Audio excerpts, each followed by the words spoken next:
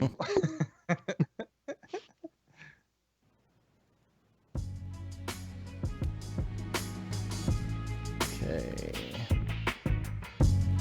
It's all powering up. Let's get ourselves some links here.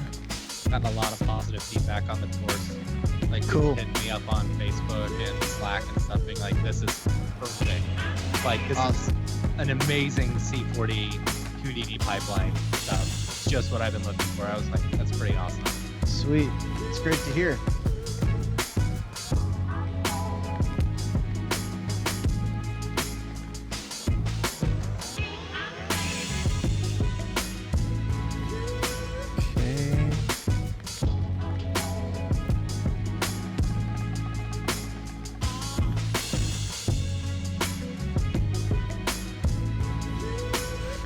Post on the bat signal. Come on, where are you, Slack? There it is. Have you looked at all the comments on the Stop Being Afraid of Houdini YouTube video? Oh, I've been answering. It's really funny. Yeah, we'll answer some. One person was like, "Isn't it weird that the title is Stop Being Afraid? It sounds like a support group for victims of Houdini abuse." All right, the bat signal's out.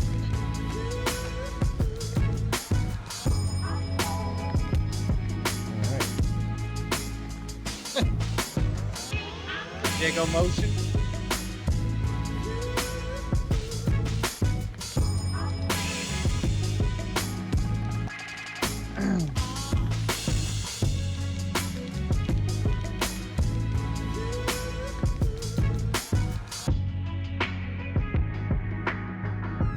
All right, I think we're about there. Jago. I can see you scrolling in your guitar reflection. Oh, really? Yeah. Oh, that's funny. I need to be careful about what I have up on the screen. I know. Right. Get all those butts off the screen, Matt. Right. All right. I think we're good here, so I'm gonna take us live here so you can see our faces.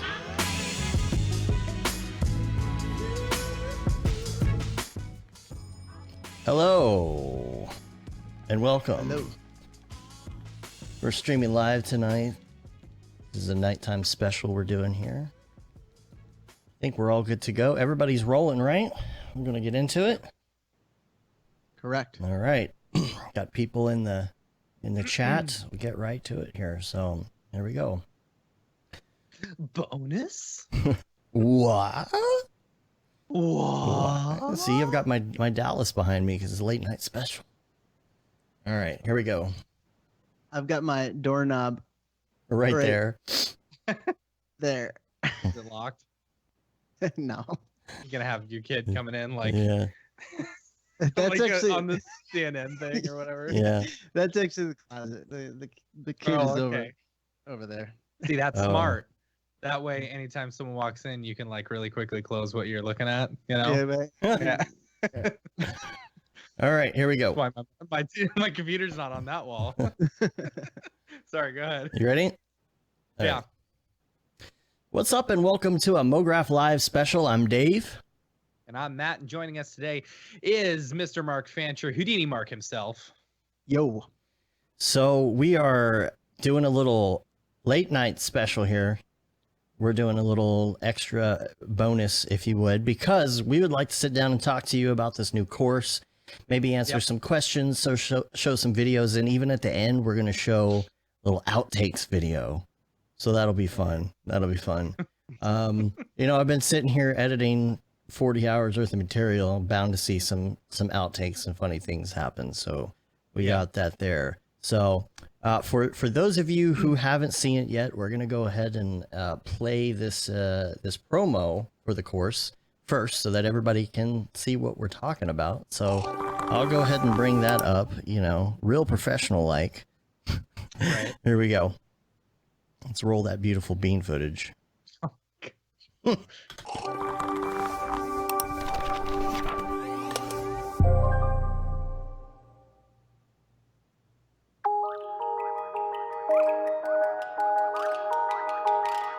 I'm going to start this whole thing off with 3 bold words. Houdini is easy.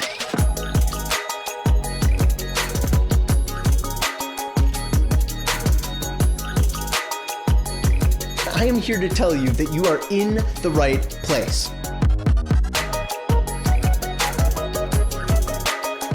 Stay tuned.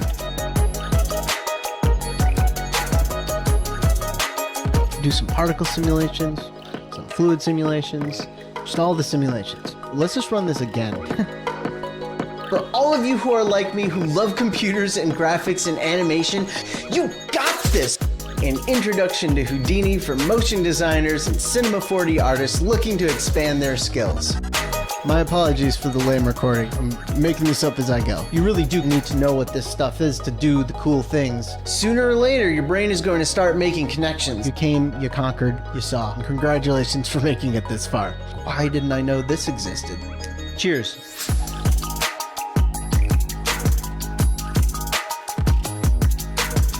I'm proud of you. I'm a little bit emotional now, I'm not gonna lie. Stop being afraid of Houdini!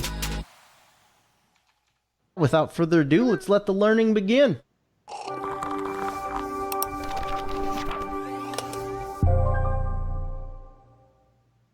All right. Yay. So are you glad that's over now? Are you glad you're done recording and all the things?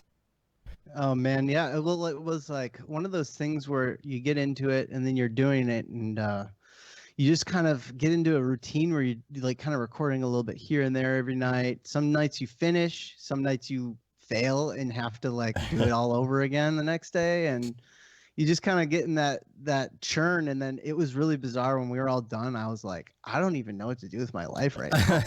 Like, I'm you know, it was like while I was waiting for the edits to start coming through, I was just like, oh yeah, I have video games, I guess.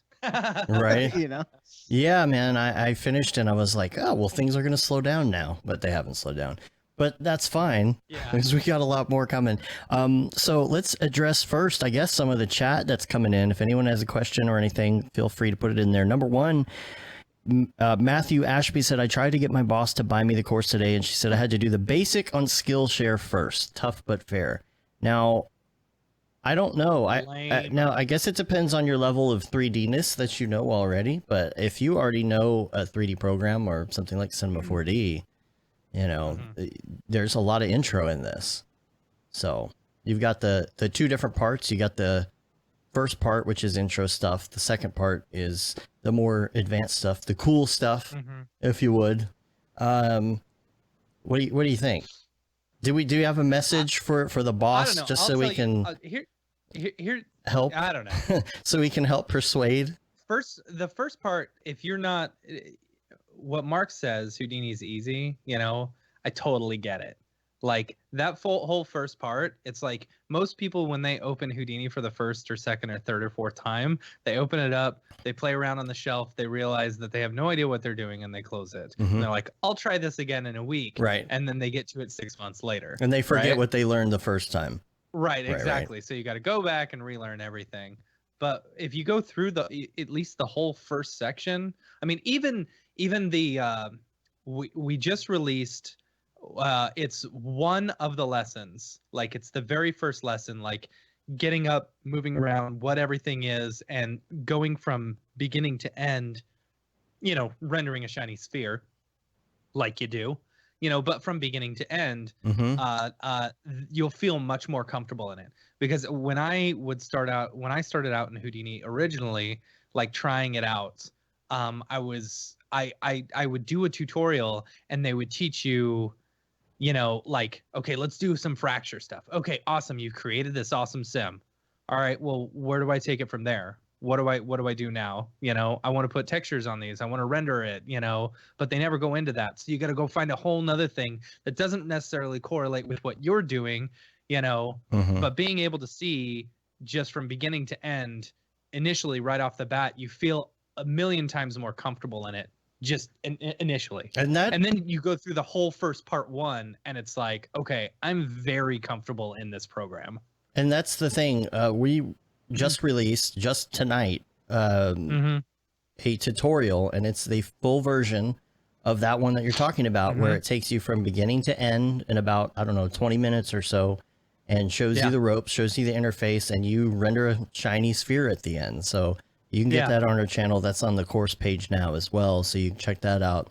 But what I would say, like Matthew says in the chat here, I'm a C4D nerd already. That is exactly what this is specifically designed for, is people who are in Cinema 4D already. So it takes you from the beginning. Maybe check that out, or maybe show your boss that tutorial we just came out with, because it doesn't get too much more basic than that. I'll tell you that. That's for true. So, and I know, like, after you get through that first section, we do like ramp into it. You know, once you get into the advanced, it does get pretty advanced for a beginner's tutorial, but that's because we're laying this big old foundation for you. I wouldn't want to throw you into chapter or the second part of it without having like any sort of basis as to what to get into. I don't think that would be super handy for people. Now, if you do know a little bit more about Houdini before starting this course, then by all means, skip around. Do like, the mocap dancer or whatever it is, whatever project you want to do. But know that like there is this beginning section that will really sort of bring you up to speed with sort of what I tried to jot down all my like things that I learned through watching a bunch of different tutorials, and a lot of tutorials that are like have been taken down. Like they don't have tutorials like ones that I was pulling little ideas from, because Houdini gets updated and then they more or less become obsolete because it was like a Houdini 11 tutorial, and like I was checking out some Houdini 10 tutorials. I was like, ooh, square nodes. That's weird. Yeah. And the white background. Do you ever see like the white looking interface? Yeah. It's so ugly. Yeah. Matthew says, I guess they already have a account. He purchased it as well. He's in the chat. What's up, Travis? What's up, How you Travis? liking the course? Yeah, tell us what you think. We got a chat note here from Rich Nosworthy, actually, who said, "What's up? Picked up the course yesterday, hoping to clear up my bad habits." Thank you guys so much. Yeah. Yep. And Travis says he loves the course. So good. We just got a really great review too. I'll try and pull that up. Go ahead, Matt. My buddy Will hit me up on Facebook Messenger. Houdini is easy. He hit me up today and he's like, this Houdini training is excellent. I've been working in Houdini for a little over a year, coming from C4D. I'm only about 2 hours in, but this is exactly what I needed to connect the dots and use with Cinema 4D. Which Will is that? Will Giuliani. He just posted in the Houdini artists. Oh yeah. He said he was gonna do that. Yeah. That's cool. Luckily the Pizza Hut pizza isn't the icon anymore. But it says I just bought this training this morning. I was a little hesitant at first because I've been learning Houdini for a little over a year. I'm mainly a C4D user. I was afraid the training would be mostly the things I already knew. On the contrary, this is exactly what I needed. I called myself an advanced beginner to Houdini. I know where everything is. I'm comfortable in the interface. I'm even learning some Vex, but there are a lot of gaps in my knowledge base that prevent me from opening Houdini when I have a quick turnaround on a project. I've only been on through a few hours of training today, and there are 40 in total, and it's been amazingly helpful. I'll be working with this for several months. Mark is an excellent teacher. I highly recommend this if you are a Houdini beginner. So appreciate that. Much appreciated. And that's the thing, you got to be able to jump in, and it takes so long as somebody who maybe is really good at Cinema 4D. It takes so long to get into Houdini and have it do something when you're like in a rush to get a project. You're like, this would be great for Houdini. The problem is I don't know enough about Houdini yet to like do it, and I got a client waiting for me, so I'm just gonna have to do it the old way. Yeah. Matthew Ashby, he asked, is there a minimum level of Houdini needed to follow the course? You can do it in any version. We supply files. So the apprentice version doesn't allow you to export Alembic files. And so we actually provide the Alembic files as well for each time there is an Alembic that needs to go out. Yeah. So you should be able to follow along. Also, any of the Redshift stuff, if you've got Redshift in C4D, that's fine, because I don't know if we do a lot of Redshift stuff. I think there's only one Redshift thing in Houdini, but it's showing you the difference between what built in and Yeah, Redshift. we do cover a little bit of like the mantra render and the Redshift rendering in Houdini, but then also a lot of the workflow is with getting particles out. We'll we'll mostly use Redshift proxies to get them out. And we provided the Redshift proxies and VDBs and Alembic files where we could. Yeah. If there was an issue, like we were using some Mixamo data, we weren't able to provide the actual exported data because it's Adobe's theirs. or whatever. Yeah. But Yeah. we link to all the assets that you would need to be able to follow along. That one, unfortunately, would be a little bit tricky for us to provide. So we provided as much as we could, as long as we had license to it, and we had license to most of those lessons. So Yeah. There was also a statue, the fracturing statue that you saw. yeah, That one we also couldn't provide, but we tell you where to get it. And I was following along. I 100% of the course. I'm proud to say. Yeah. nice. Mark that one off. And then I was able to just follow along, go online and get it. Let's see. Travis asked what version of Houdini should he purchase?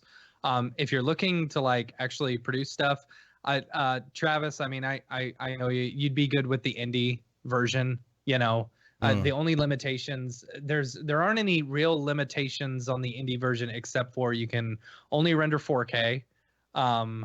What else? Because you really want to render more than 4K. Right. Everyone. And you're allowed to put it on 2 computers, I believe, 2 workstations. And then what else? Oh, you can't be making more than $100,000 a year. Right. And this is the confusing part. Whether it's specifically using Houdini or not, I'm not sure about that. So yeah, only 4K. Mark, what's the difference between that and the higher versions?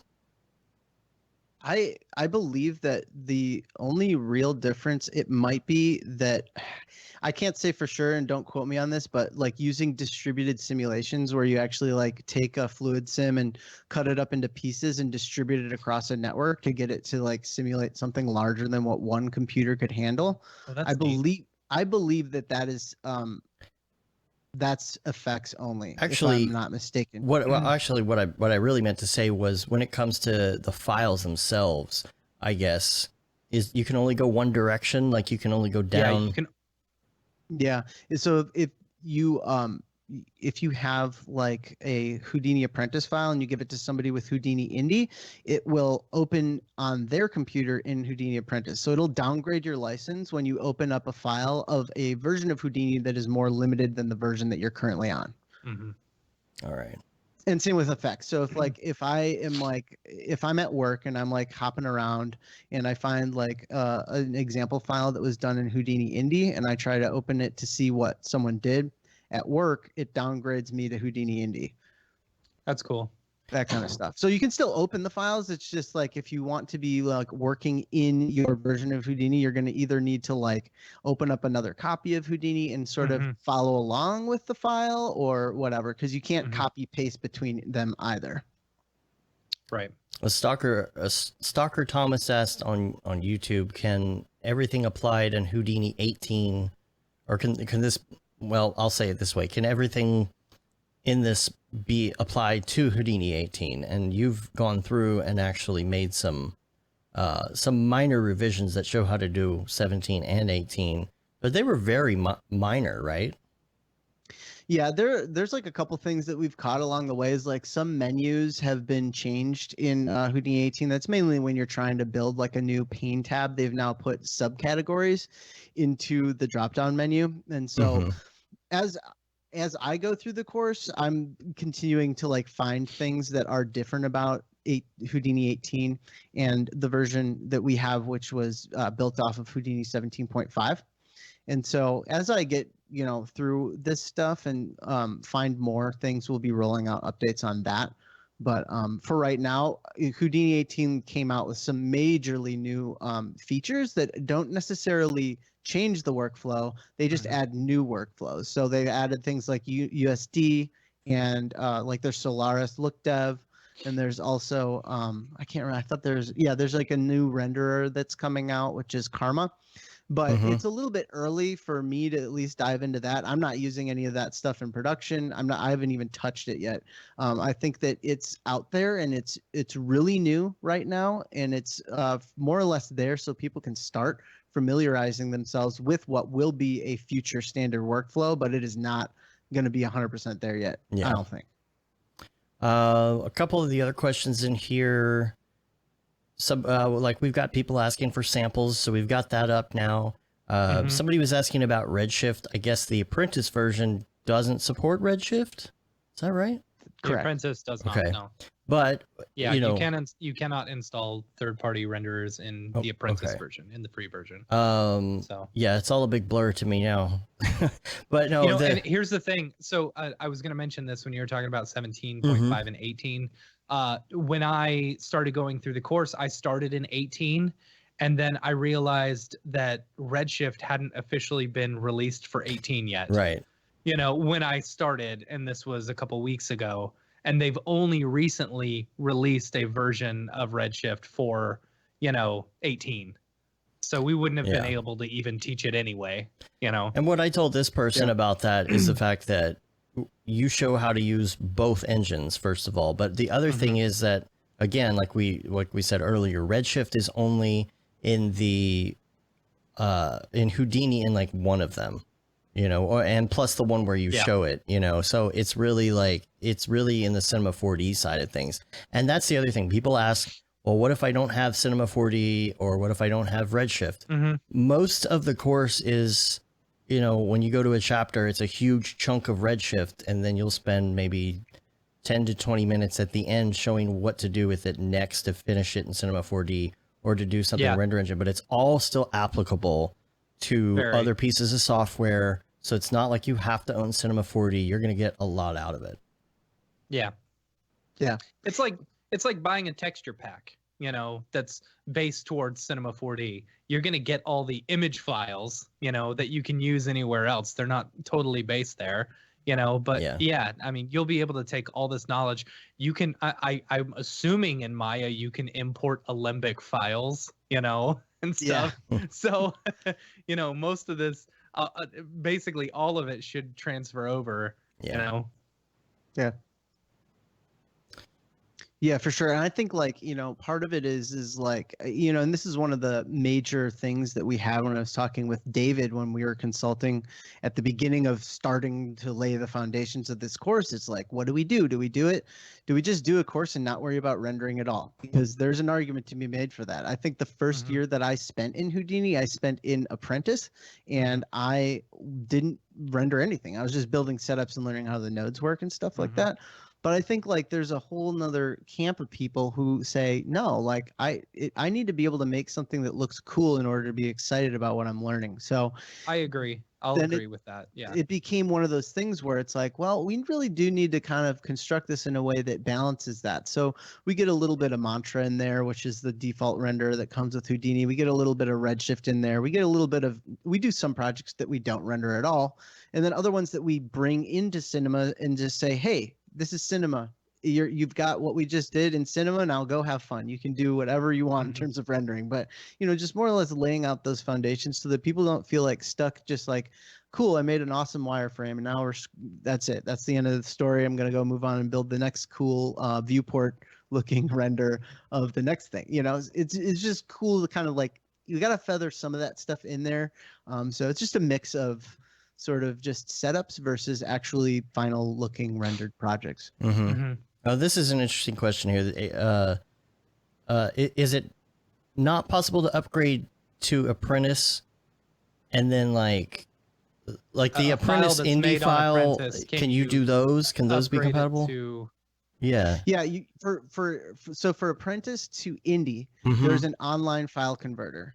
So you just upload it to an Orbolt website, and it will upgrade your file to instead of HIP NC to a HIP LC file, and then you just re-download it. Okay. To go now from Indie to Effects, that would be a side effects project that you'd basically you'd hit up your salesperson at Side Effects and say, cool, Thanks. I just bought Houdini effects. I've got a whole library full of Houdini indie files or apprentice files or whatever that I've been using throughout the years, and I'd like to upgrade them, and they will do that for you. But they're not going to create an online updater because they are mainly adamant about not allowing Houdini effects users and Houdini indie users to work in the same pipeline. And if there's an online upgrader for that, there's going to be people totally abusing that scenario all the time. Mm-hmm. That was from REN. Thanks for clarifying for that. I almost called you Adrian, and then I stopped myself because I didn't read it well. I need new glasses. So no, that's good to know, because I feel like most of the people who do this are going to probably start with the free version, and then they're probably just going to move up, one notch. See, that was me. I started out in Apprentice because I wanted to see if everything would work in Apprentice. Then I was like, you know what? I'll just get indie. It's so cheap, Mm-hmm. Like it, and I already owned Redshift, so like, what was it, $270 for a year of Houdini? That's and really it's like good. Or $400 $400 for 2 years. That's awesome. Mm-hmm. Cody Clack in the chat asked, in the vellum section, are cloth sims covered? And yes, they are. Mark goes through 3. It's cool. Like, he goes through. I really like the way you did this. Anytime you'd start off like a new section, like the cloth stuff, the vellum stuff, or like the RBD fracture, I think you would go through several different like little scenarios. You're like, let's do this. All right, now let's turn these off. Let's duplicate them. Let's try another thing. Where we did 3 different types of cloth simulation. Where one where it's twisting, one where it's tearing. Man, the tearing one was so cool. Mm-hmm. And like watching that, I was like, holy cow, this is surprisingly easy. Yeah. I saw somebody on the Facebook really on the Facebook Houdini group right before we released it, trying to do a cloth tear that looked exactly like it. And I was like, oh man, you need this course. But yeah. Sorry, Mark, go ahead. Oh no, it's all good. Yeah, I did try to do like a couple of simple setups that we weren't gonna like take to like full fruition or whatever at the beginning, and that kind of like gives you like a flavor of how like the parameters work and how the different solvers are communicating. And then after that, then we would jump into like a more deep example that we would take and push to like a production level quality thing. Mm-hmm. Billy says he just immediately got indie. Thomas, what's up, Thomas? And Matthew's asking, does Houdini need an additional license to use Redshift or another render engine, or can I use the one I already have for Cinema? Here's the thing. There's 2 answers to that. There are 2 answers. It's yes and no. Yeah. If you're on the subscription plan from Cinema and you bought the subscription Redshift through the Maxon marketplace or whatever, like the Bundaroo. The Bundaroo with Cinema. The Bundaroo with Cinema, it does not work.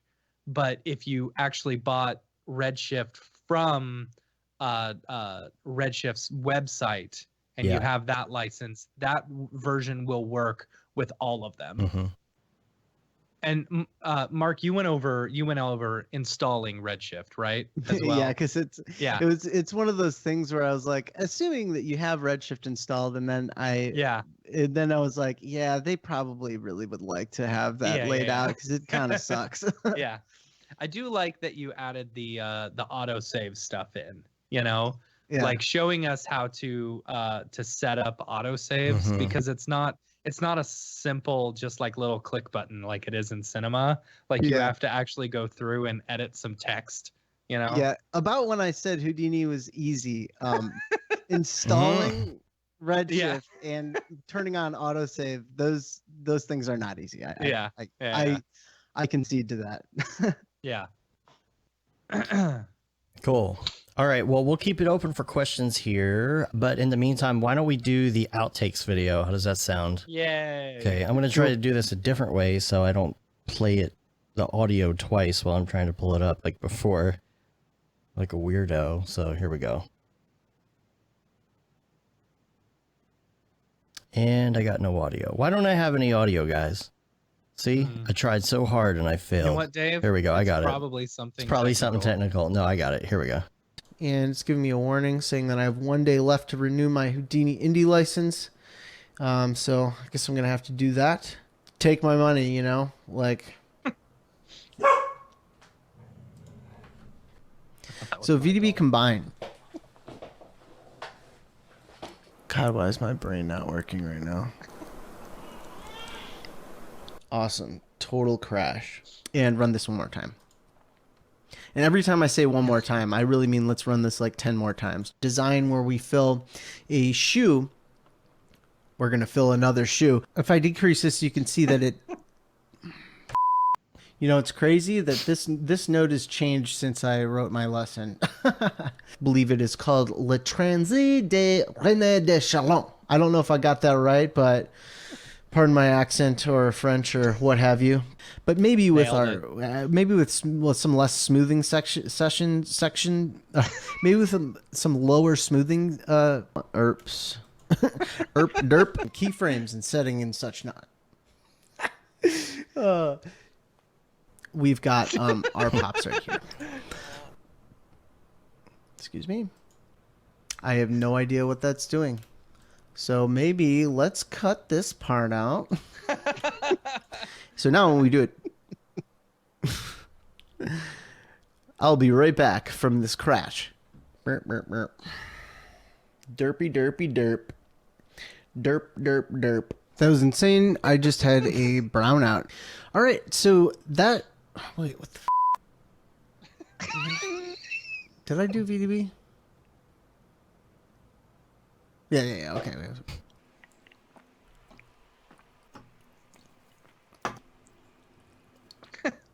Cheers.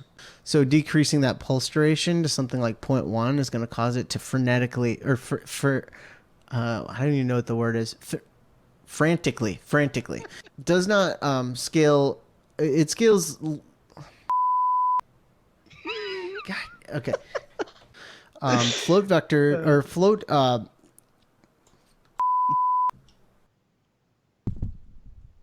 parameter. God. Oh man. Simulation is done cached. Is it done cached? The simulation is done caching. Triangle fan.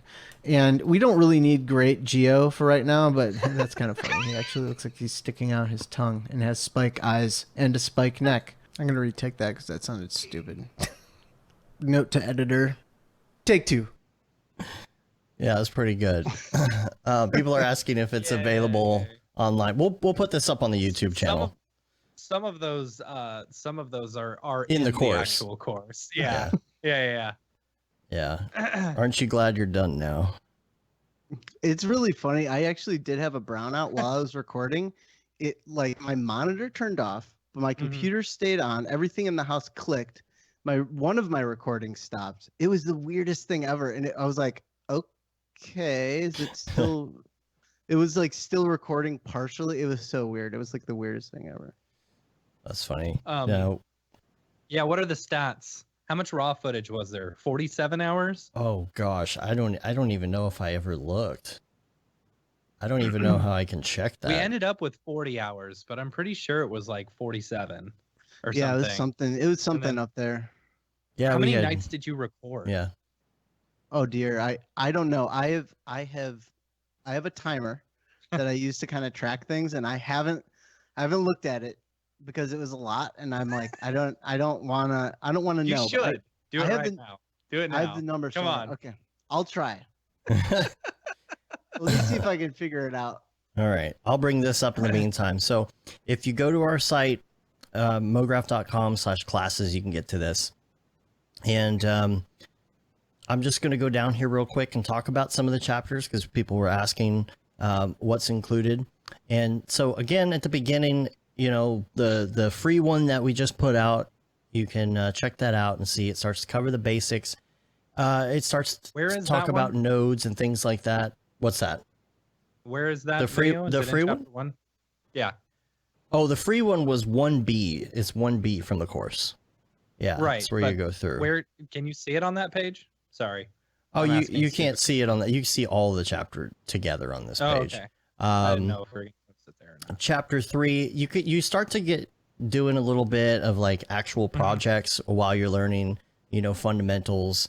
3D part 1 is, to me, where I really started getting excited about it, because you're really getting in there. You're doing that procedural stone wall, and you learn to build that stuff procedurally, so that in the end you could just take that and you could apply that to any piece of geometry or any spline, and it just kind of makes what you made out of that piece.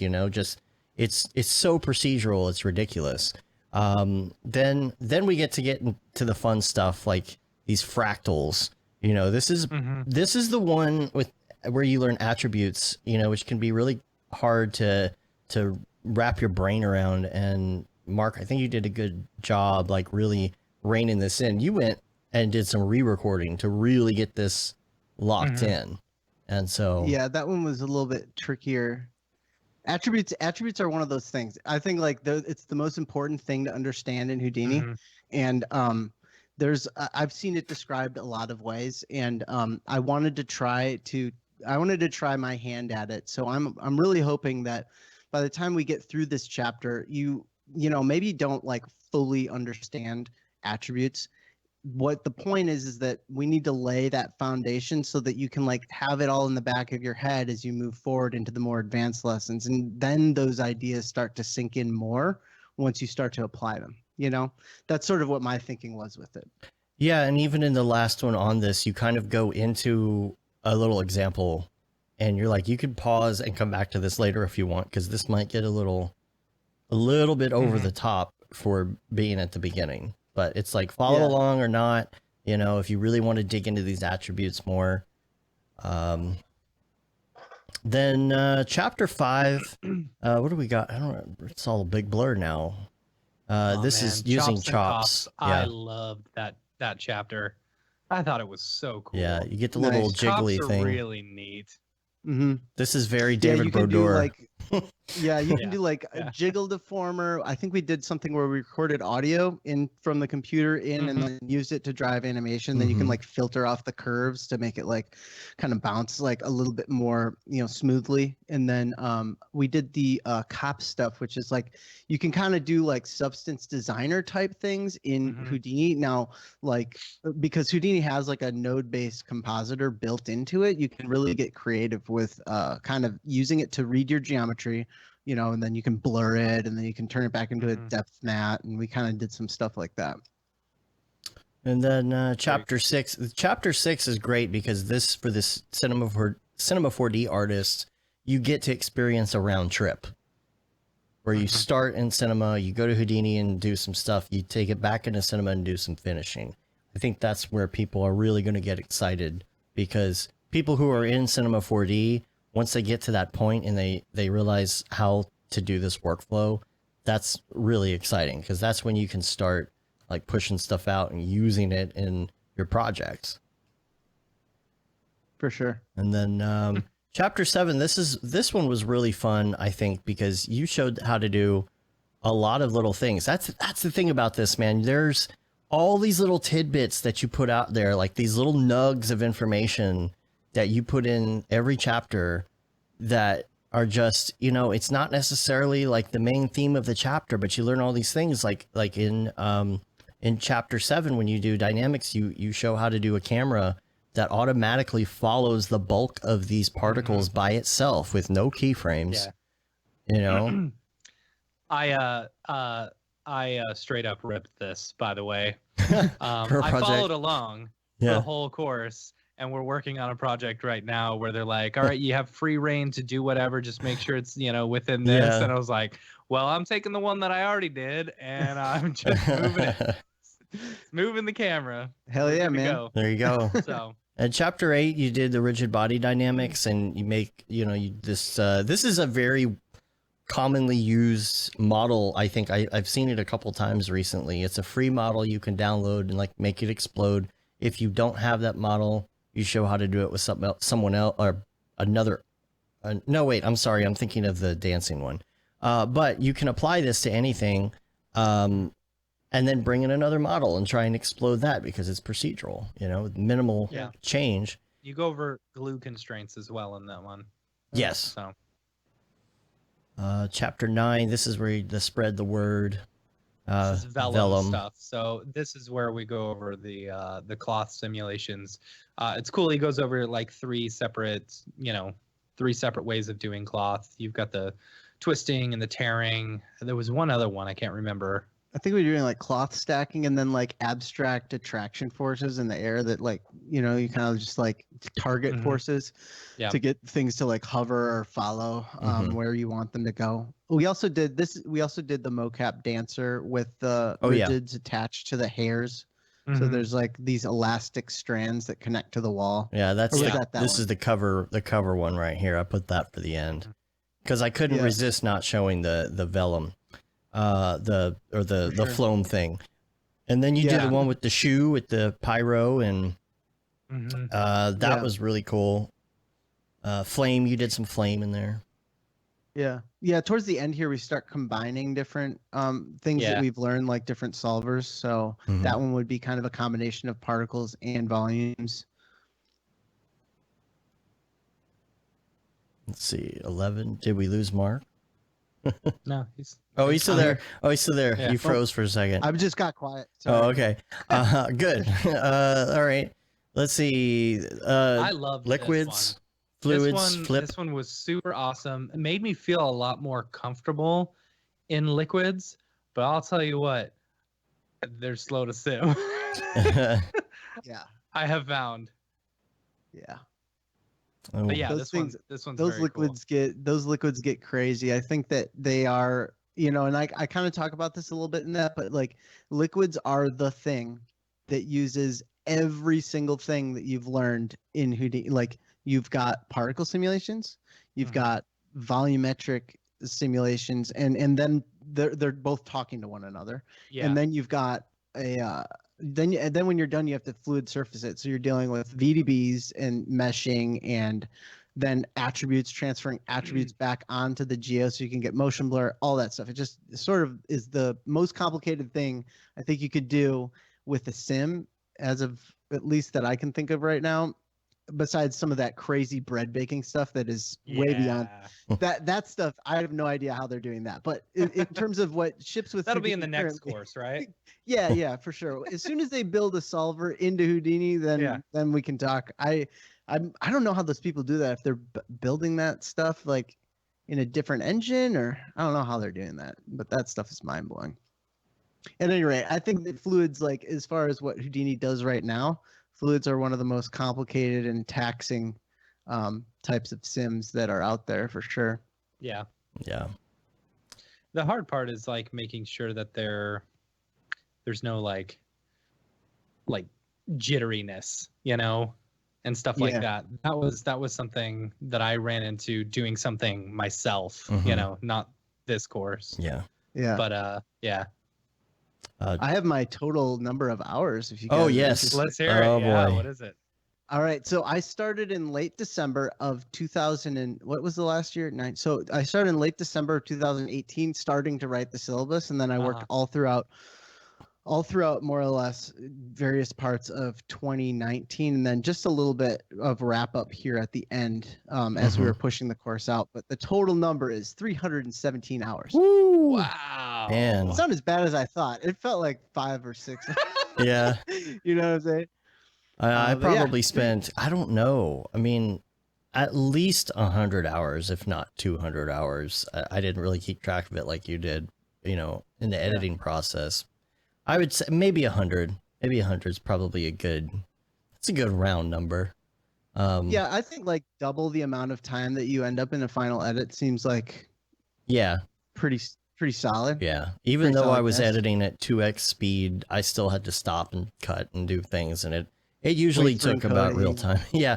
Well, I let the encoding go overnight. And I had to go through the entire course and actually do the entire thing. Yeah. To make sure nothing was messed up.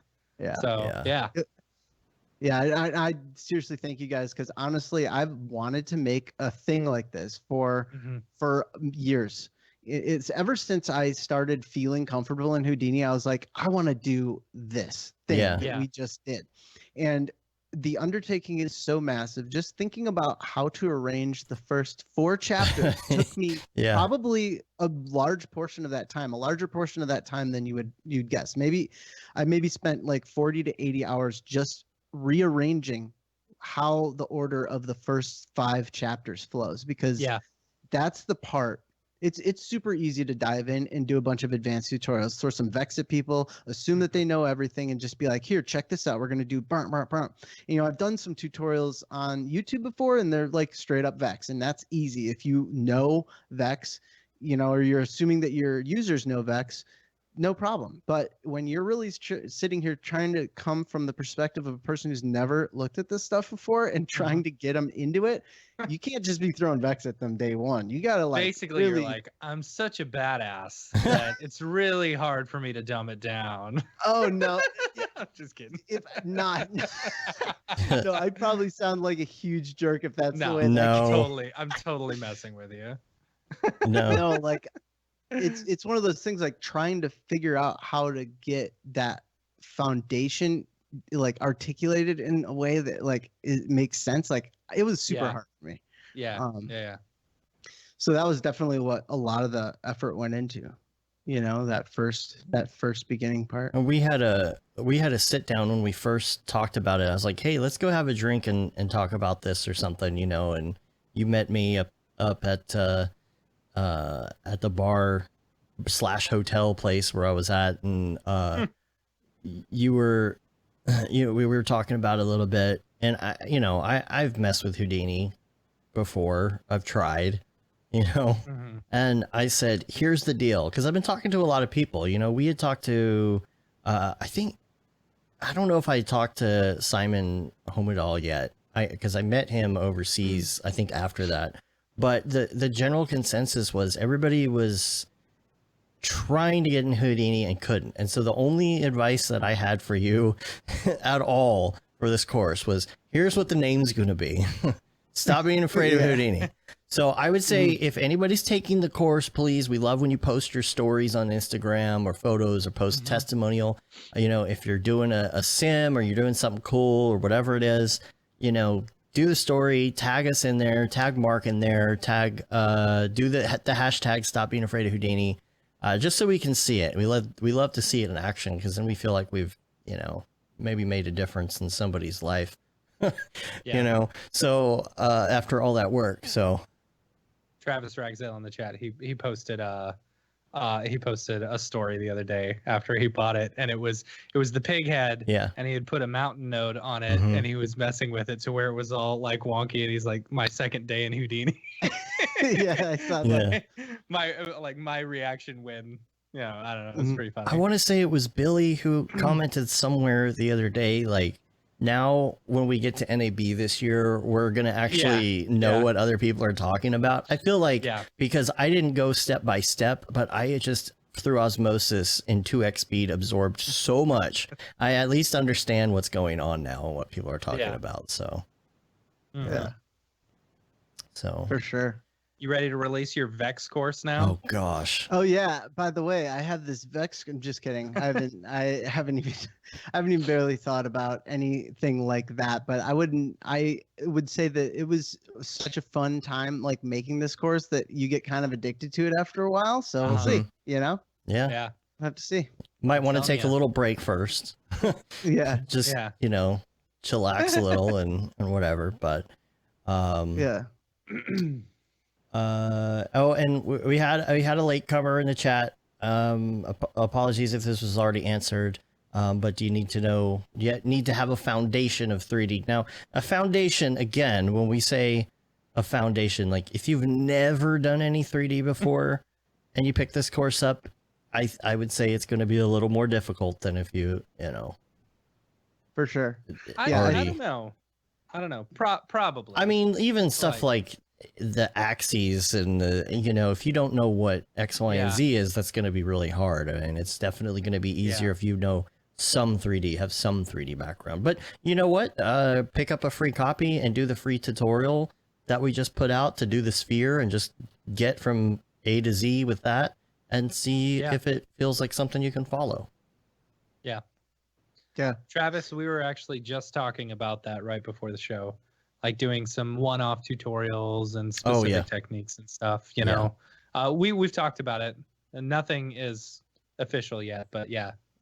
So Yeah, we're kicking around some ideas what that would be. So hopefully we can start rolling out a bunch of free tutorials now in all sorts of platforms. So for sure. yeah, cool. All right. Well, I think that wraps it up unless anybody has any other questions or things they want to talk about. I don't know. Before we head out, I just want to say like a super thank you to you guys, also to the beta testers and the early adopters who have bought into this program already without having like, you know, any real like, you know, you are the ones who are running this course or who are going to be like more or less the first public opinion on this course. And I really appreciate you taking the faith to, you know, check it out and you know, always come try and like, you know, check out the discussions on there. Come find me on the Slacks or whatever. We want to make this the best that it can be. So open to suggestions. And Travis wants to know if you're in DFW. We're all in DFW. Yeah. Yeah. All of us. Mark works for Already Been Chewed, and we're all going to be up there for lunch tomorrow. It'll be a good time. So we all live really far away from each other, but we're all going to Not me and Mark. Dallas, me and Fort Mark Worth. live 15 minutes away from each other. That's true. I'm far away from you. On the other hand. Cool. All right. I think that's probably it. So if you have any other questions, feel free to jump in our Slack channel. Hit us up on all the things, on Facebook, on Instagram, on YouTube comments. You can find us everywhere. And if you do have questions, again, in the actual course and you're in the course, hit up discussions, unless you want to try and, you know, hit up in the Slack if you're already a member there. But or you can email us. Or you can email us too. Mograph.com. Yeah. Many ways to get a hold of us. So yep. So without further ado, let's let the learning begin. Yeah. All right.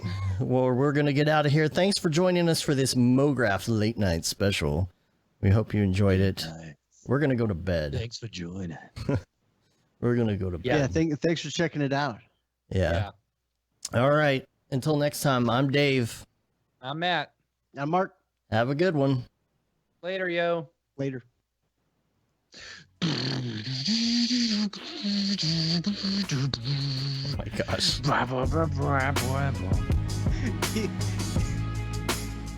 Every time.